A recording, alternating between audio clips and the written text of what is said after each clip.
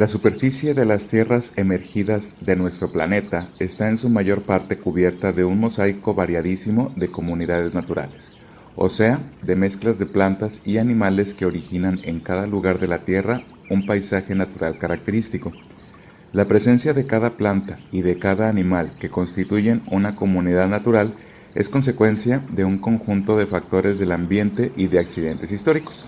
Entre los primeros podemos mencionar que el ambiente físico, químico y biológico del sitio sea el propicio para que esos seres vivos puedan establecerse ahí, desarrollarse y reproducirse. Como accidentes históricos mencionaremos que los antepasados de los seres vivos que pueblan el sitio hayan tenido la oportunidad, determinada por causas geográficas, de llegar a ese lugar, colonizarlo y establecerse en él sin que ningún factor del ambiente se haya modificado en tal forma que haya provocado su extinción. México, como fragmento de las tierras emergidas de la corteza terrestre, reúne una serie de características excepcionales para que su mosaico de comunidades naturales sea particularmente variado y sorprendente desde todos los puntos de vista. En poco menos de 2 millones de kilómetros cuadrados caben casi todos los paisajes naturales que es posible encontrar en nuestro planeta. Desde los desiertos más áridos hasta las selvas y pantanos más húmedos, desde los matorrales tropicales más cálidos hasta los páramos de montaña casi en contacto con nieves eternas. Esto se debe al hecho de que México se encuentra en la zona de transición entre el mundo tropical de Centroamérica y el Caribe y el subtropical y templado de Norteamérica. La flora y la fauna de ambos orígenes se reúnen en México, pero esa mezcla se vuelve aún más compleja por darse sobre un mosaico variadísimo de altitudes, climas, tipos de roca y de suelo e historias geológicas. Además, en muchos sitios la variabilidad genética, el paso del tiempo y otros factores han permitido la evolución de seres vivos originarios de ese lugar, o sea, lo que los biólogos llaman especies endémicas, que se mezclan con las que se originaron en otros sitios y se encuentran ahora ahí. Como consecuencia de lo anterior, tenemos en México muy diferentes paisajes a poca distancia unos de otros. Para ejemplificar esta situación, podemos recurrir al libro del distinguido botánico mexicano Jerzy Sadowski, La vegetación de México, publicado en 1978, quien ha realizado la síntesis más completa sobre las diversas fisionomías que adquiere la cubierta vegetal de México en cada lugar del territorio. En esta obra se describen 4 tipos de bosques, selvas, de zonas cálidas de baja altitud y 3 tipos de bosques de zonas altas, pero en estas últimas, tan solo el bosque de coníferas presenta al menos 6 variantes fisionómicas y de composición florística. También se describen 8 tipos de vegetación acuática y subacuática, numerosas variantes del matorral xerófilo desértico, de los pastizales, de los palmares, de la vegetación de terrenos salinos y de otros tipos peculiares de comunidades. Cada una de estas unidades de vegetación puede estar formada por diferentes especies en cada lugar. En muchos casos, aunque 2 comunidades tengan la misma fisionomía y se clasifiquen como si fueran el mismo tipo de vegetación, la composición de especies puede variar radicalmente entre ambos sitios. Por ejemplo, el matorral desértico que crece en Chihuahua tiene una flora y una fauna bastante distinta de la que se encuentra en el mismo tipo de vegetación en Sonora o en Puebla. A un simple observador que ocasionalmente transita a través de uno de estos desiertos, el paisaje le puede parecer pobre y monótono.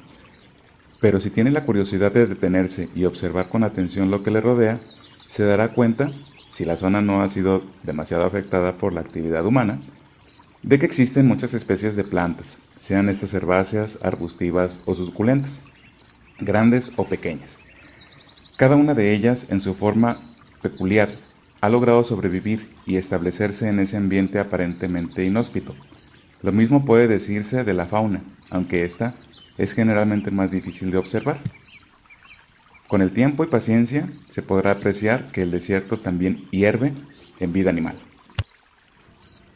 Los botánicos mexicanos han calculado que sobre el territorio del país vegetan entre 25.000 y 35.000 especies de plantas vasculares, o sea, aquellas plantas que presentan vasos por los que circula la savia, como los helechos, las coníferas y todas las plantas con flores. Este número de especies es uno de los más altos que existen en el mundo en un solo país. Como ejemplo, diremos que los Estados Unidos y la Unión Soviética, cuya superficie es muy superior a la de México, tienen respectivamente 8.000 y 20.000 especies aproximadamente. Otros datos interesantes de esta índole, procedentes de la revisión realizada por Víctor Toledo, nos indican que México es también extraordinariamente rico en especies de insectos y vertebrados, entre otros animales. En el caso particular de las aves, la riqueza es extraordinaria por la presencia simultánea, en la misma región, de aves de origen tropical, local y especies migratorias, que procedentes de la zona templada del norte, pasan largas temporadas invernales en México. El caso de los patos y otras aves acuáticas es el más conocido. En los cuerpos de agua del norte y centro de México han llegado a invernar alrededor de 35 especies de anátidos, cisnes, gansos y patos, ya que México es el principal destino invernal de muchas aves de Estados Unidos y Canadá. En algunos puntos del territorio de México, la vegetación y la fauna natural han desaparecido casi totalmente. Dos ejemplos ilustrativos de ello son los siguientes. En la región del Bajío, que comprende una extensión de aproximadamente 20.000 kilómetros cuadrados en los estados de Michoacán, Guanajuato y Querétaro, ha desaparecido casi totalmente todo vestigio de la vegetación original, que probablemente consistía principalmente de un bosque, también llamado selva, tropical caducifolio, con un cierto número de especies endémicas. La agricultura y el pastoreo iniciado hace siglos en el área han dejado solo mínimos vestigios ya profundamente alterados de lo que existía, y la mayor parte del área está cubierta de una flora y poblada por una fauna que ha sido favorecida o es capaz de resistir la continua alteración humana. El segundo ejemplo notable de alteración radical del ambiente lo encontramos en el propio Valle de México, que originalmente era una cuenca cerrada en la que existía una cadena de lagos, 7 de los cuales destacaban por su tamaño, desde el lago de Xochimilco al sur hasta el lago de Zumpango al norte. Las condiciones ecológicas de cada lago variaban en mayor o menor medida entre ellos, originando un complejo de condiciones muy diverso para el establecimiento y desarrollo de la vida. Por ejemplo, el lago de Texcoco era más salino y profundo que el de Chalco o el de Xochimilco. Todos estos lagos han sufrido una radical disminución y alteración y apenas quedan relictos de su flora y fauna original, que debió ser exuberante y variada.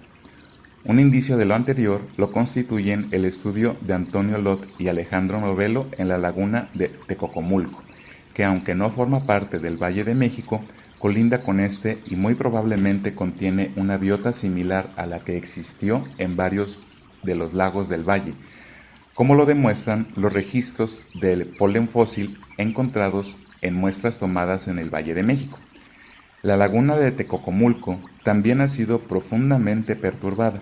Sin embargo, cuando se hizo el estudio, aún conservaba más de 38 especies de plantas vasculares acuáticas viviendo en sus orillas o en el fondo de la laguna. En contraste con el par de dramáticos ejemplos de alteración de la naturaleza que hemos citado en los párrafos anteriores, nos queda el consuelo de pensar que aún existen zonas casi prístinas, aunque su superficie se reduce gradualmente y algunas de ellas están seriamente amenazadas. Dos ejemplos de esto son la región del Pinacate y la región de los Chimalapas en Oaxaca. La región del Pinacate es una zona sumamente árida, con una precipitación pluvial anual que va de 64 a 200 milímetros aproximadamente. Presenta un mosaico geológico variado, lo que le confiere una diversidad de ambientes áridos distintos entre sí. Se han definido para el área 9 diferentes combinaciones de flora y fauna, definibles por su composición peculiar, además de los elementos de la fauna que se mueve ampliamente por toda la región. A pesar de su aridez, la zona es notable por su diversidad de especies vegetales y animales, algunas de las cuales se encuentran en peligro de extinción en el país, pero persisten en el Pinacate gracias a que el aislamiento de la zona y sus inhóspitas condiciones ambientales la han mantenido prácticamente sin población humana estable.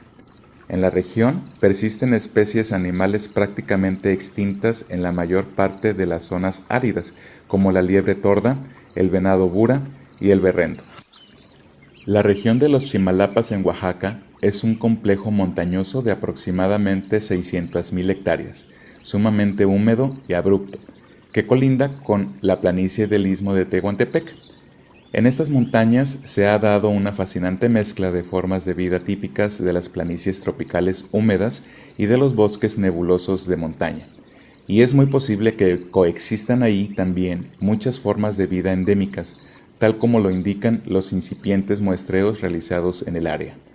Las razones de la supervivencia de esta región como un área casi virgen son similares al caso anterior. Un terreno abrupto y muy aislado ha limitado los intentos de colonización humana. Sin embargo, esta ha comenzado y pronto toda la zona estará en riesgo de ser alterada.